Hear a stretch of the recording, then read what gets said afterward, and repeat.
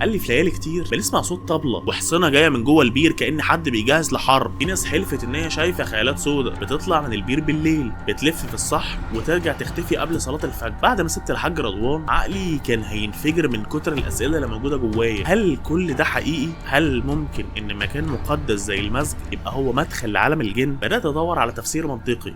كلمت واحد صاحبي كان شغال مهندس صوت، كان تفسيره منطقي واقنعني بصراحه. قال لي ان الابار العميقه ساعات بتشتغل ان هي اوض صدى صوت. اي صوت حتى لو صوته خفيف من جوه البير ده هيظهر تقيل وصعب جدا، ويغير الصوت ده ويبقى همس او انين صوته عالي. وكنت اعرف برضه دكتور باحث في التاريخ قال لي ان قصه الكنوز دي ممكن تبقى صحيحه. الظاهر بيبرز كان معروف بخبثه، ممكن يبقى هو اللي طلع اشعه الجن عشان ما حدش يقرب من كنوزه اللي جوه البير. والتفسير الاقرب للعقل والمنطق ان البير مهجور من قرون، ممكن يبقى مسكن لحيوانات ليليه زي الخفافيش او البوم. والعيون الحمراء هو ممكن يبقى انعكاس نور على عيون حيوان بالليل. كل ده ما يفسرش الحبل اللي اتقطع ولا العساكر اللي ما بقتش موجوده ولا الرعب اللي شافه الشيخ. وقلت لازم اقطع الشك باليقين.